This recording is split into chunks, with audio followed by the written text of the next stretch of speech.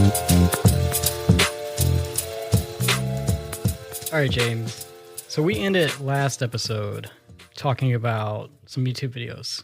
Yes. Or YouTube in general. Or, yeah, YouTube videos, right? Yes. We were talking about, you were telling me about these channels, Vampire Robot and 90s Grunge Dreams. Mm-hmm.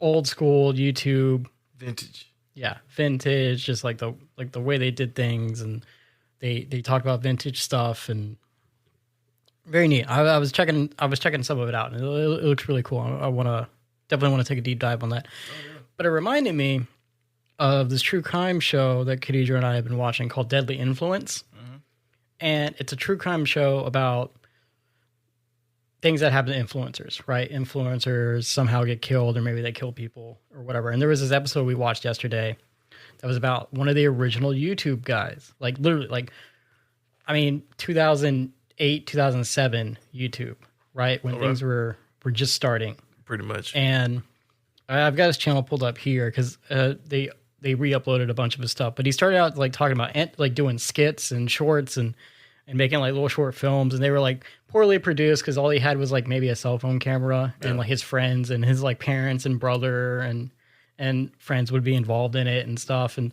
again, very old school YouTube, right? Well, he eventually started doing like anime reviews and became like this guy called Mr. Anime. Okay.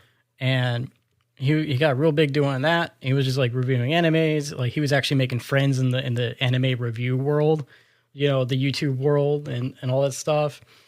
And eventually, he lived in Texas, by the way. He was in like Waller, Texas. Mm-hmm.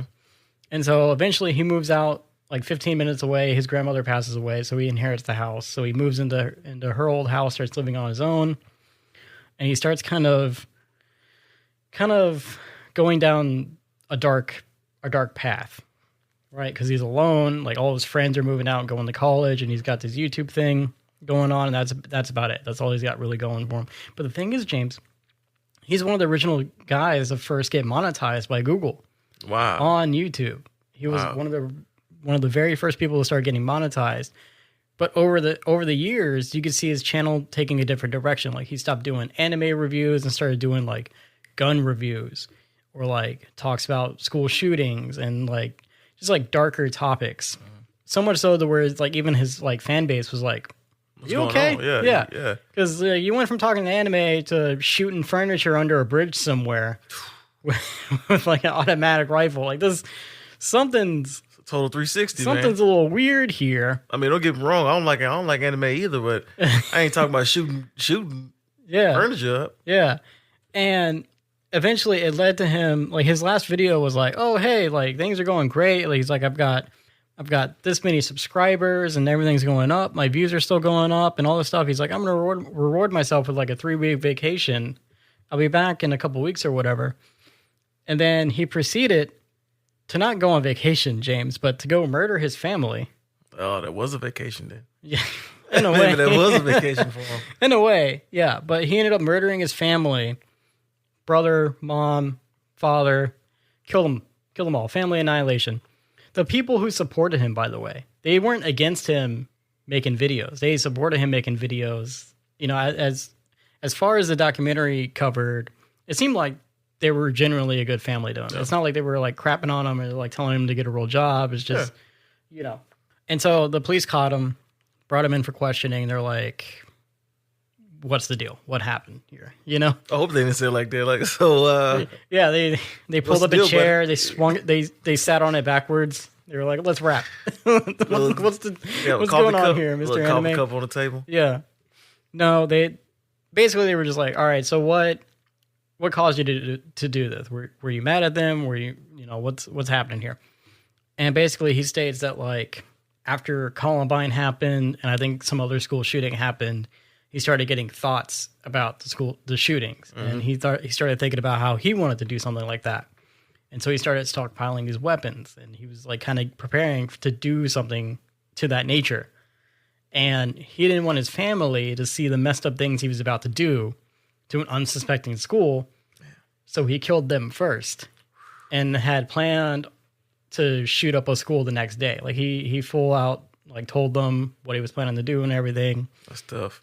And so obviously cops are like, well, you're arrested now. And, you know, that's not going to happen. And I think he's like in prison for, you know, life or whatever. Oh, of course. At this point, right? But it's kind of tragic and kind of ironic in a way because, like, dude, you were almost set.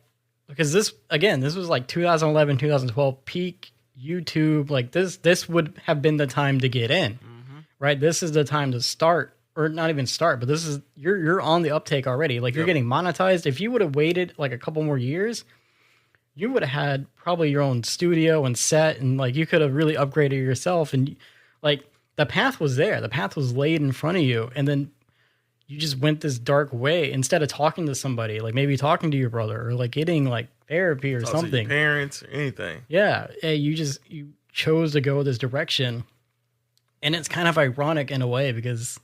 It seems like the life cycle of a YouTuber is you're going great until you start talking to a kid or something, and then you get canceled immediately. Like, I don't know. It's like a bunch of OG, really popular YouTubers have gotten canceled because some messages have come out or like, well, some truths came out, and it turns out they're not that great. It's kind of like Mr. Disaster. Oh, dude, is on Twitch. Dr. Disrespect. Dr. Disrespect. Mr. I'm Disaster. sorry. Yeah, well, his life is a disaster now. Yeah. But yeah, it's kind of like him. You know, he got in trouble most recent on Twitch. one. Yeah, but that's different though. It's Twitch though. But still, you know, he got in trouble online. Yeah, in the same sexting to a minor. Yeah, allegedly. But he pretty much said he did it without saying that he did. He did. He kind of admitted to it. He apologized without apologizing. That's why I didn't want to bring it up. Yeah, that's why I didn't want to bring it up because I didn't want to see like I was defending him. Yeah, but yeah, when he said it the next day, next night, and he brought it up, I was like, "Oh man, you need a lawyer." Yeah. Right. Oh, why did you make this announcement? Oh, you need a lawyer, my guy. And it's bad because like it's the company he helped start. Yeah, exactly. That fired him, right? Like he's a co-founder of the thing, and it's like, well, we can't be associated with you anymore because understandable. Yeah. You know, I know a lot of people were trying to defend it. That's why I didn't bring it up on the podcast because I already knew who it was. Yeah. So I was just like, let me just sit back and see how this goes. Yeah. And then he kind of outed himself. He outed himself. So I was just like, oh man. So he'll never see that money again. He's done. Yeah, no, he's done. He was a very big too. Yeah, like, he was, man. Huge. It's like, dude, you were set. All you had to. He was set. Like all you got to do is not be a creep. That's all. You just don't be a bad person. That's all. just don't do the wrong thing, and you're good. And you know, speaking of YouTubers and stuff, a lot of people like to come after Mr. Beast, right? Who's that? Mr. Beast. He's a big guy on YouTube. He always does like these videos where he's like, sometimes he does videos where he has people do challenges where it's like, if you can go 45 days living in this shopping mall, I'll give you like $100,000 because he's rich like that. But he's also, one of his bigger videos is he cured like 100 people of blindness. Oh, he paid for all their like cataract surgeries and all that stuff. And so he's doing all these great things, but then people are coming out and they're hating against him for doing such things. And to a certain extent, it's understandable, right? Because it's like, if you're going to do charity, why are you filming yourself doing charity? True. However, his ideology and logic behind it is, well, I'm filming this so I can get monetized, so then I can use my monetization money to further go to the charity, you know, various charities and various charitable work that I'm doing, and also pay my team because he has a whole team and it's like a production company, all this stuff. Like, I mean, there's levels to it. Yeah, there's levels to it. Like, it's no different from you seeing what St. Jude's. Yeah, and you see these people and you see these the celebrities that do it. Like, yeah, they're getting paid from that too. Yeah. So a lot of people like to come out and hate him, but he is doing a lot of good stuff. Oh yeah, he is. He is. You know, but I'm always low key nervous because it's like, okay, well, you know, it's. Exactly. Now, I wouldn't be shocked if something came out on him. Yeah, it's like at some point, something may or may not come out. Of course. He did face a little controversy like a few months ago because one of his employees decided to transition. Oh, you mean like a... They went from a male to a female. Oh, okay. Right? They're transitioning and all this stuff. So him and his channel got caught a lot of flack for it because, you know, obviously like transitioning is a kind of a big... Is he a right wing? No. Oh, okay. I don't think so, but I don't know. A lot of people were just kind of like irked by it because, you know, obviously people are hateful and he probably has like a right wing base. Yeah, probably, or like middle of the road, right? You probably have a little bit of everybody, but then something happens and now everyone kind of shifts their views and whatnot. But true. he did have some controversy from that, but it's like he can't control what his coworker does. Yeah, I mean, it's You his know what I mean? coworker. Yeah. Or his employee or whatever you want to say, co-host, because like they had a couple different shows that they would do stuff on. So there's some of that happened, but that's kind of the biggest controversy that's really happened so far in this YouTuber's career. And outside of like getting hated on from other people, but I don't think he's a bad person. I think he's doing good stuff. I mean, we hope not. I mean, I think he's doing good stuff. I remember when he did something for Africa, and I heard like a whole bunch of black people got upset about it. I think he was the African government got upset by it. Yeah, he was, and then he was like, "Well, if you're upset, why don't you do anything about it?" Yeah, that's the same thing I'm about to say about all the black people that was offended. I'm like, well, how about you tell your favorite celebrity that's black to go out there and do the same thing? Yeah, you have the luxury and opportunity to do the same thing. Or, I don't care if the guy's white or green. Or what is it like when The Rock and Oprah were like, "Oh, hey, if you guys can donate to Hawaii because like the volcano or something went off over there, wildfire." The fact that you should be embarrassed that it takes the fact of a white guy, an American white man, to help a whole country that he's not even from. Yeah. Okay. So if you want to get upset, how about you get upset at the fact that no one else has been doing anything about the situation? Yeah. I don't care if the white guy is white, green, blue, or whatever. Exactly. As long as he's helping. Yeah. You need all the help you can get at this point. So, but I mean, he's an example of it, like a good YouTuber so far. I like him. It's. He has a lot of channels too. He does have a lot of channels. He has Beast Philanthropy. He has Mr. Beast Gaming. Mr. Beast Reacts. Mr. Beast 2. Yeah, he's got again, because that's kind of how YouTube's become now. It's like you're a whole media company. You just that's almost what it takes. And again, going back to the old school ways, like I do enjoy seeing the old stuff. And it was, I don't know, I was just fascinated by the fact that like this guy was, the Mr. Anime guy was like on the verge of becoming one of the original big YouTubers, essentially. Yeah. And then he just took a dark path. We're just like, man, you were right. You were almost there. If you would have just got help. It took a dark path, all right. You were right there. It took a hell of a path. On the cusp. You know what I mean? Like, it's crazy. Life is crazy. On the Go podcast with Jacob and James. It's decent.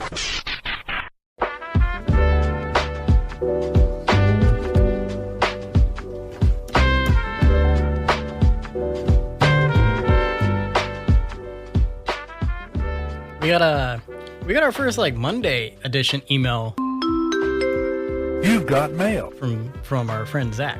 Oh, okay. Or I guess maybe not Monday. I don't know. We used to do a Monday Friday thing, but now people don't always listen on Monday and Friday. So I feel like they don't. We have two different show styles.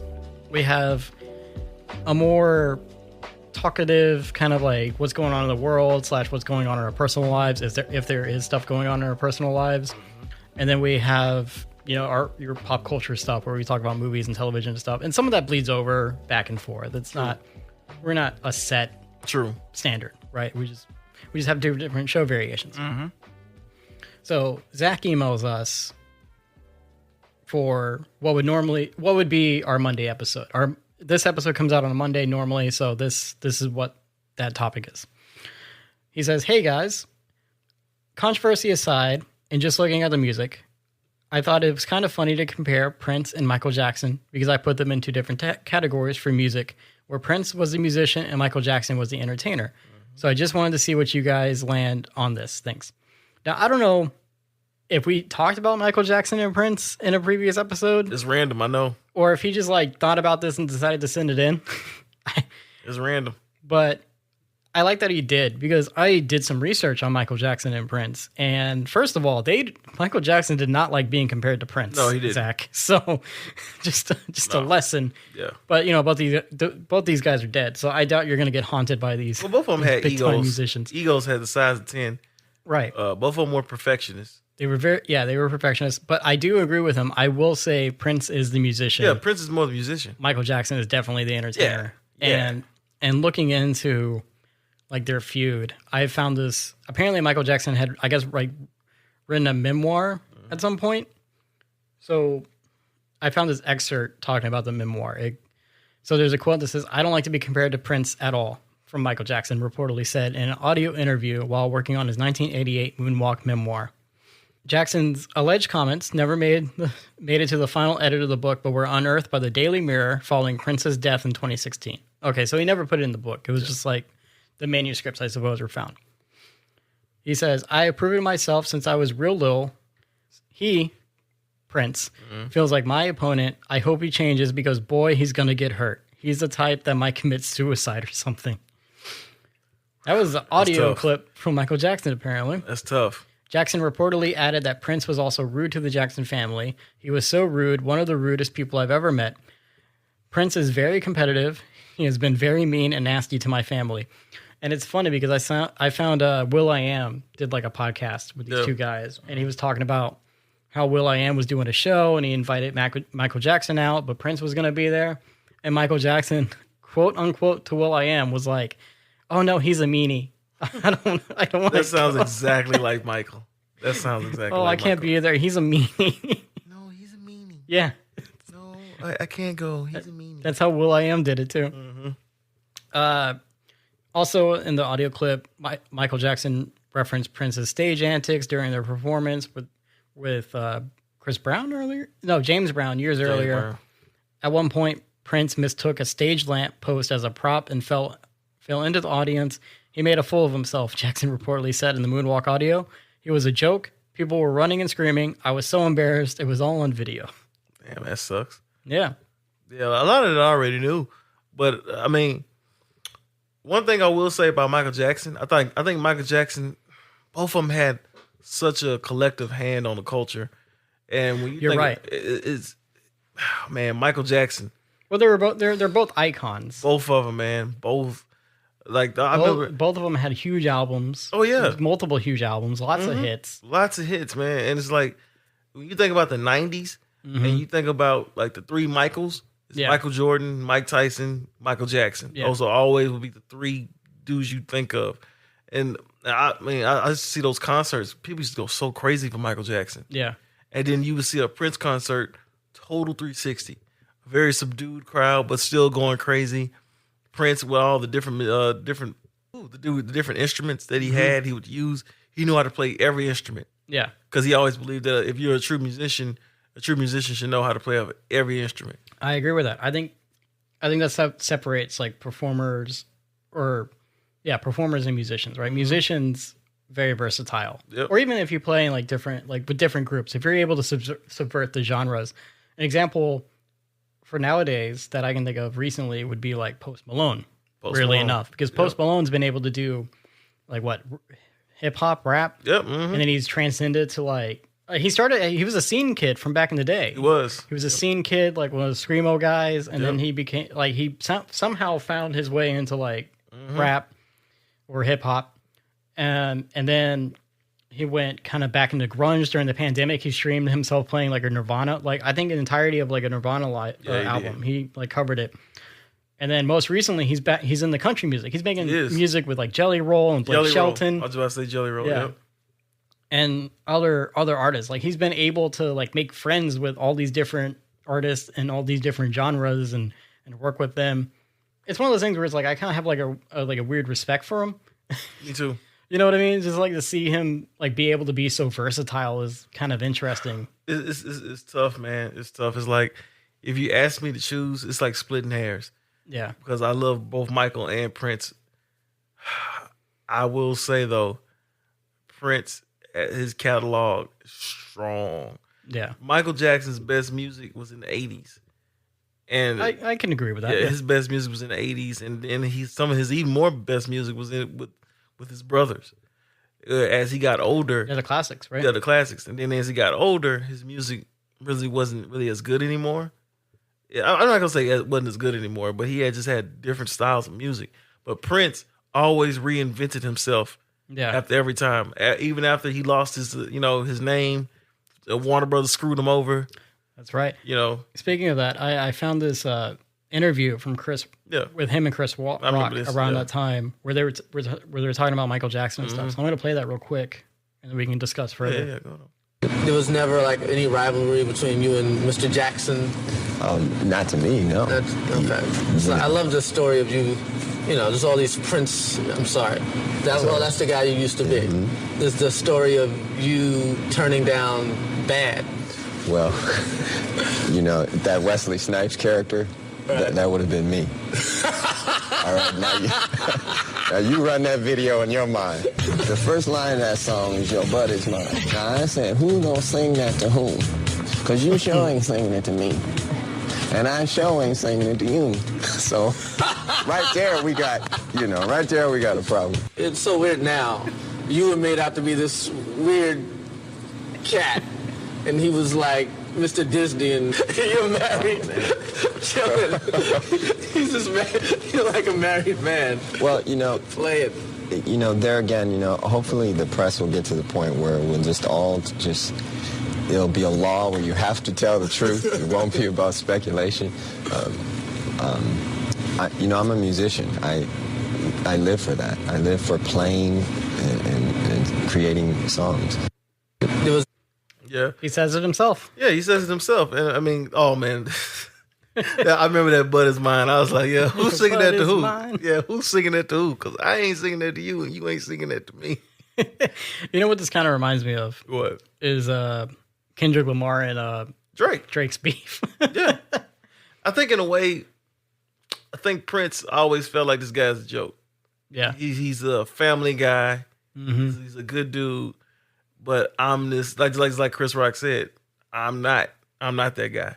Now, at that time, if you notice, Chris Rock, he called him Prince. He didn't mean to. He called him the artist formerly known. Right, yeah, because this was at the time where he lost his name and stuff. He lost his name, and he changed his name to an unpronounced symbol. Yeah. So that's when he called himself that. But I love Prince, man, because he just always reinvented himself. Mm-hmm. Like even in like the late stages of his career, and because he was a Jehovah's Witness. Oh, really? Yeah, he was Jehovah's Witness. I didn't know that at all.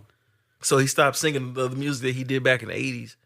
And that not just because of that, but also too because of the Warner Brothers deal too. Yeah, he lost his rights. He lost his rights, Yeah. so he just said, "I'm not doing that anymore."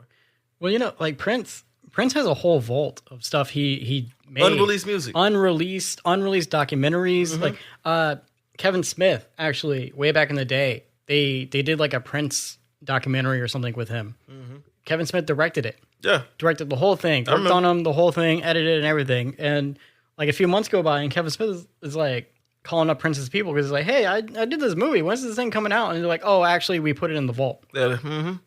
And Kevin's like, "What?" He's like, "Yeah, Prince has a vault of just unreleased produced stuff." Yep. And since he's died, it's slowly it's slowly coming out now, which I hate. I'm so pissed off about that. Yeah, I'm pissed off, and also too, I've been kind of like listening to like little snippets of. Yeah. Get a little snippet of that right there. Put it right back where I found it.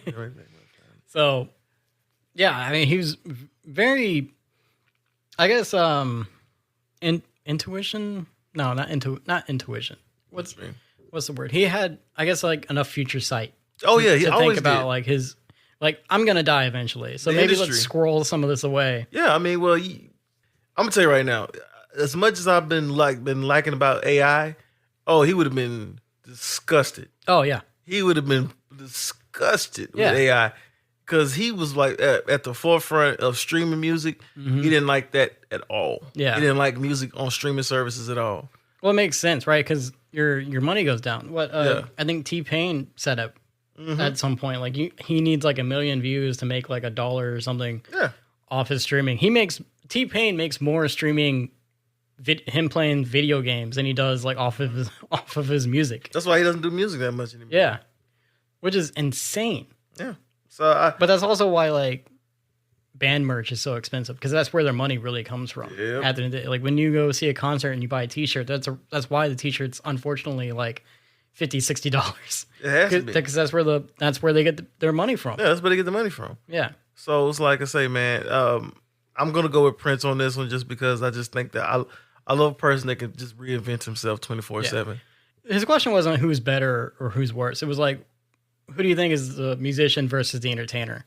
Oh, well, yeah. I mean, yeah, but that goes without saying. Yeah, and I mean, He answered that question himself. Yeah, he did. So I agree with Zach on this. You agree with Mm-hmm. Zach on this. Prince agrees with Zach from Beyond the Grave. I'm pretty sure Michael doesn't. Yeah, Michael. Well, Michael's got other things to worry about, right? wherever he is. I love Michael, man. I love Michael. I don't want to bring that up. It's a good show. Oh man, that reminds me. When I was preparing for this, I was gonna make the joke of how this reminds me of the Kendrick and Kendrick Lamar and Drake beef, and then I was like, I'll let you decide which one's which. Oh, that's easy. Prince is a Kendrick Lamar. Yeah. Because Prince always valued Kendrick a little bit more. Yeah. And that was also the joke because the line and that's Not perfect. Like Us song for Drake. That's perfect. Okay. I didn't want to be too on the nose. No, it was all good. It was all good. I got you. Yeah. On the go. We're on a cruise with Jacob and James.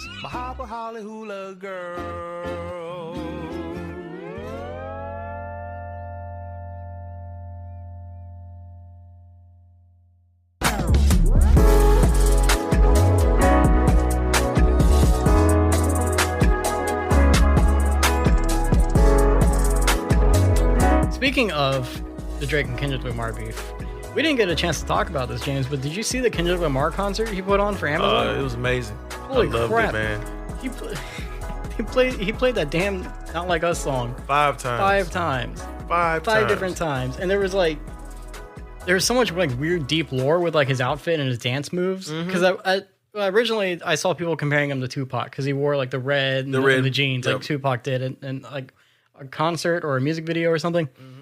And then there was apparently someone had brought up that Drake wore that same outfit in like some music video that he did way back that was actually also a reference to Kendrick Lamar. Apparently it suggested that low key they've been kind of having this like subtle beef for a while. Like And then it got personal. Yeah, like when you look at the lyrics, like someone was doing a deep dive of like different songs, different song lyrics, and they're like, yeah, actually, if you go back and look, like you can tell they've been shooting shots at each other for a little bit, and then it got personal, and then Kendrick was like, all right, well, I'll just make 5 songs in a row against you. And it's just, man, like to see him on this Juneteenth concert, bring all these different rival gangs together on the stage. Yeah, he brought together gangs. He's all that to revolt against Drake. Rap Jesus, James.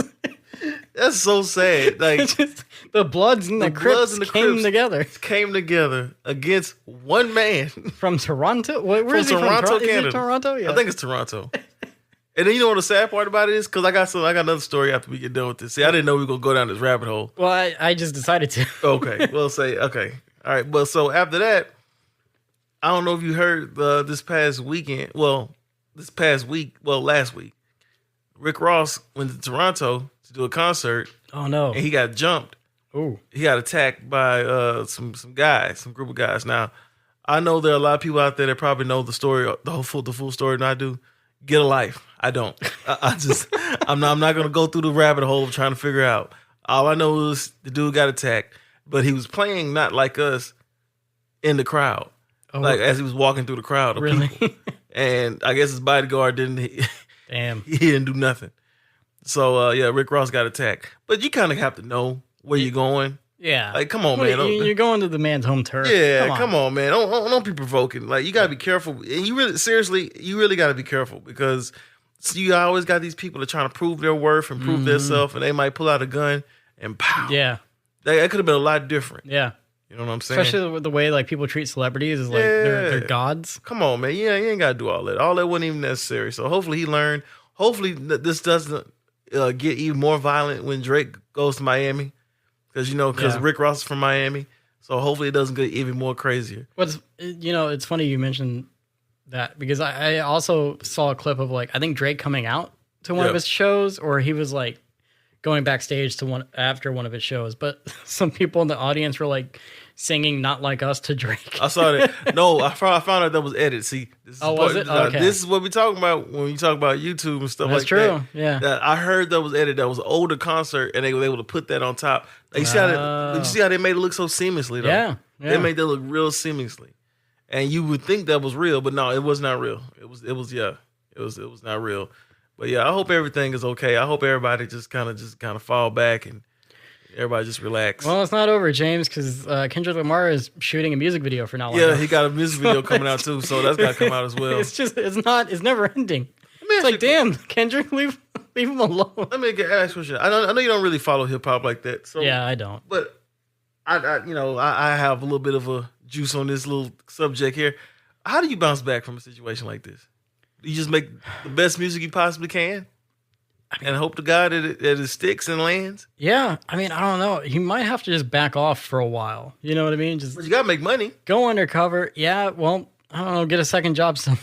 Get a second job. Go bro. work at McDonald's or Maple Leafs, whatever's up in Canada. You know? But you know what though? This goes to show you how fake people are. Mm-hmm. Because everyone felt this way about Drake this entire time, and no one had the balls enough to say it. Well, You know, like I said, I think low key everyone kind of knew Drake was kind of a creep. yeah. But not only that, but just like fake. Yeah. It's Fake, just and there was like a whole compilation of like him changing up his accents over the years or something. True. I don't know how true that is. Yeah, I saw that though. Yeah, But yeah, at one point he had like a New York Boston kind of accent. Before he had like a regular like Canadian accent, and then like a generic white guy accent. Yeah. Like, he's changed it up over the years too. And at the end of the day, these kind of people, code switching. these people are performers. They are. You know, in a sense, like what they are in the public is, for the most part, a character on some degree. You know, And you try not to take sides in this stuff. yeah. You know, because I try not to take sides. 'Cause Yeah. I do like Drake. Yeah, and sometimes music beefs in the rap world or in music in general is sometimes publicized by the record companies themselves. You know, last episode we were talking about the movie industry and like their in real life marketing. Sometimes that's what the beefs are. Eminem and MGK is a big example of that. I think for the most part, people seem to agree that like that beef was kind of manufactured in a way just because they were putting out really well produced music videos like back to back, like a day apart. And it's just like the response was too quick. Even if MGK wasn't exactly a good rival. Yeah, you're right. I mean, I think MGK just needed an excuse to get out of the rap game, and they're like, "Hey, let me." Eminem, like I said, Eminem has a sense of humor. Oh, he has a great sense. But he also has a very dry sense of humor when a lot of people really wouldn't look get at it. it. Yeah. So I mean, it could have just been one of those things, and we'll never really know. He also got an album dropping on July. He does have an album dropping. It's the death of Slim Shady. What do you? Okay, since we're talking about music, have you heard Houdini? Yeah, I heard it. What did you think of it? Didn't like it. I didn't care for it either. Didn't do it for me. It didn't do it for me. All the influencers and all the social media people were like, "Oh, Gen Z is gonna hate this one." First of all, Gen Z knows who Eminem is. Exactly. They were around back in like the Curtain Call days, the Greatest Hits album, or whatever. So that wasn't a big deal to me. But when I listened to it, I was like, "This isn't even that like Slim Shady." I don't know. It wasn't as extreme as it's his rehashed. earlier stuff. It's kind of rehashed of what it did with his earlier stuff. It is, yeah. And that's probably Guess who's back? Yeah, and that's probably part of the thing behind it too. Is like it's kind of a parody of himself. It really is a parody of a parody. A parody of a parody. And I just didn't really find it that good. I was like, oh, you're right. I really hope this is not the rest of the album. You're right. He dropped a new single recently called Toby, and I hadn't listened to it yet. That one's a lot better. And really, the only reason I listened to Houdini was because everyone kept talking about it. And I was like, all right, let me just listen to it. See, I didn't hear anybody talking about it. I saw so much stuff about it, and it was annoying because they tried to like start up this fake thing where it's like, oh, they're trying to cancel Eminem now. No one's trying to cancel Eminem. No one's canceling Eminem. No one's calling for Eminem to be canceled. That's not a real thing. That's not happening. On the go. Or in the shower. With Jacob and James.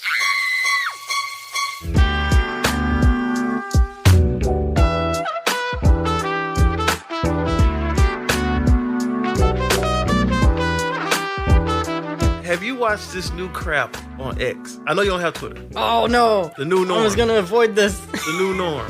Yes. Because I'm going down a rabbit hole with you with this crap. Yeah. It's a 3-minute cartoon Oh, it's horrible. Show. It's horrible. It's supposed to be for the boomers. Completely AI generated. All of it's AI. All it's AI generated. It's supposed to be a cartoon meant for the boomers. And it's supposed to be for it's for the conservative people that I hate everything. I hate everything. Here's the thing. That's all they know how to do. That's all they know how to do. Because they got this, they got another show called Coach Bircham or whatever. Yeah. And I think John Hamm is a voice in there or somebody else. But it's trash. This is all, it's all their jokes.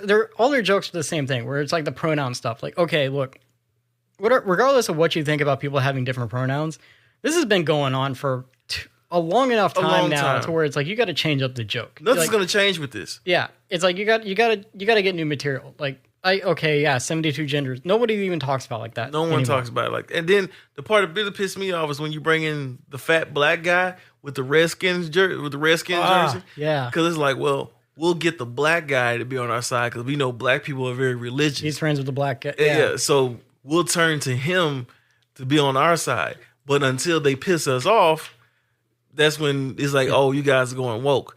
You know, the COVID stuff. You know, all this like, you see what they're going for with the all in the family type vibe. Yeah, but it's all it is just buzzwords and talking points. There's no comedy to it. There's no comedy to it. The line delivery is very bad. It's AI. The theme song is AI generated. All of it. I mean, even to generate laughs. you got to do the fake laughs. Even the end of the show is like Elon Musk is awesome and we love him and blah blah blah. It's like what are you doing? And see, why are you doing this? What makes it so sad is like if you want to do this, take lessons from a very show. And look, it's a show that we first started talking about when we almost kind of started doing this podcast. King of the Hill was one of the most progressive shows you had ever seen in your life. Right. Hank Hill was this conservative guy, and his whole family was conservative. They're all conservative. All of them were conservative, right? And he worked at a propane accessories. Yeah. The thing about him that made him so conservative, though, but he still had family values, but he still had that moral thing in his body. He was also like open to change. He was always open to change. Understanding. It was always be a lesson. Yeah. You know, it would always be comedy is supposed to make you think. You're right, because he was like he is that like TV dad where he's like, I just don't understand this generation, but it's like very like slowly over the seasons, like he would learn things or like change his opinion on stuff as the character grew. It's character development, right? I mean, this is just blatant talking points, like, and this guy would never get a beer with Hank with a gay guy. No. But Hank Hill would take time out of his life and say, you know what? I'm going to sit down with this guy. Yeah. I don't agree with you, but I don't agree with it, but I guess I'll get You're right, right. yeah, because he at the end of the episodes, he was always like more open-minded about things. Always.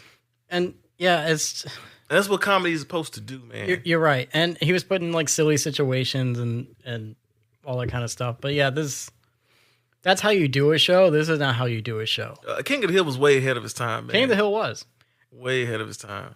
And, you know, they keep talking about a reboot series, but I don't know if they're really doing that. I really hope they don't. I hope they don't either. Because, I mean, I don't know. I think people like Mike Judge and George Carlin are viewed upon from the right side or the right wing as like, oh, he's one of us. Yeah. It's weird because it seems like the message got lost at some point. Like, even like conservatives are like, oh, South Park, they're so edgy. South Park hits at everybody. They hits at everybody.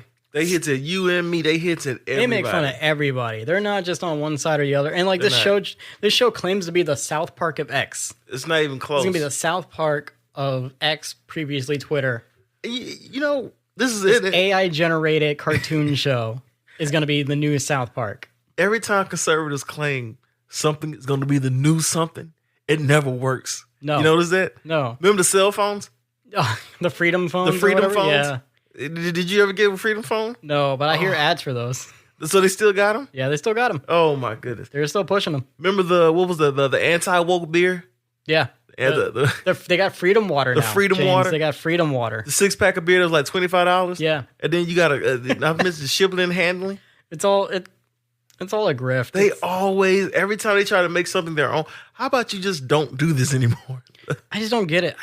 Because they're not doing new things. It's just trash. It's about what I hate. I hate it. You hate it.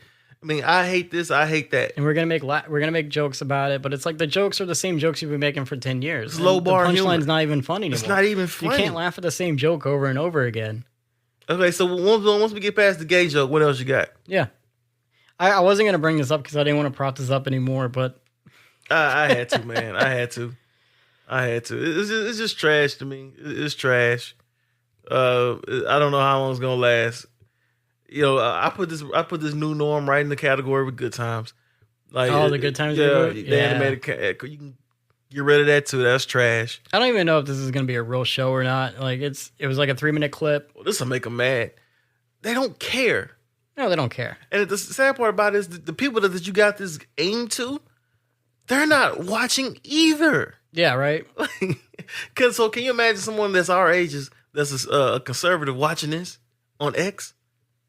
It's not even good material. It's not even good animation. And It's nothing not. about it is good. I don't know. It's people will watch it just because of what it is and what it means to them.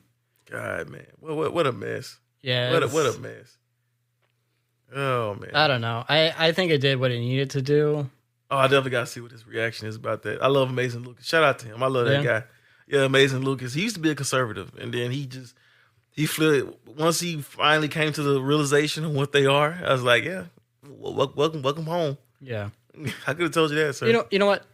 Set the politics aside. We just need to stop doing this anti-woke. Oh, it's trash. Stuff. Yeah, it's trash. All of it's trash, especially if you're not gonna do it right.